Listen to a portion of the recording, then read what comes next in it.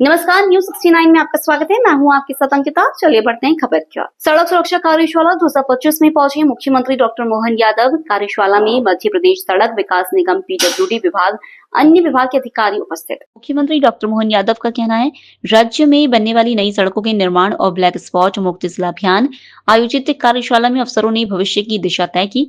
कार्यशाला में कहा गया कि आधुनिक तकनीक और आईआईटी के अनुभवों के आधार पर सड़क सुरक्षा योजनाओं को क्रियान्वित कर मानव दुर्घटनाओं और जनहानि को न्यूनतम किया जाएगा।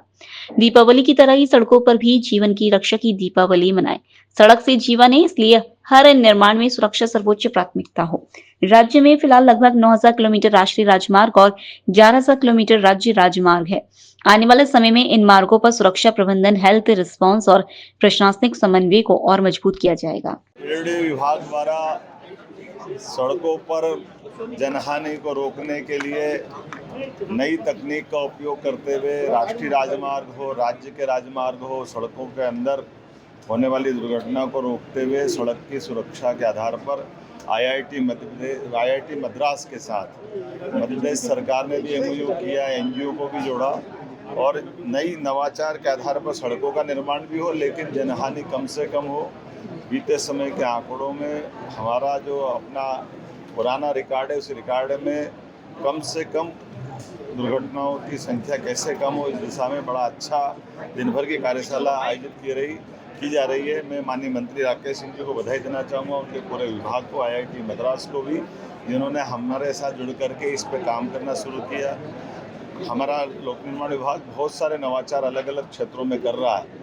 यद्यपि ये बात सही कि भौगोलिक दृष्टि से मध्य प्रदेश राजस्थान के बाद दूसरा सबसे बड़ा राज्य है। ऐसे में हमारे राज्य की सीमाएं बहुत बड़ी, लेकिन देश में मध्य में होने के कारण से किसी को भी किसी राज्य में आना जाना है तो उसको मध्य प्रदेश से गुजरना रहता है। ऐसे में ये अच्छे महत्व का विषय है। मेरी अपनी ओर से आपको बधाई दे रहा हूँ। लेकिन इसके दूसरे सेक्टर बाकी भी चीज़ें हैं, जैसे ट्रॉमा सेंटर, हेल्थ की दृष्टि से हॉस्पिटल, वैसे जानकारी के लिए एयर एम्बुलेंस भी हमारे अपने राज्य में, देश के अंदर ये सबसे पहला नवाचार है।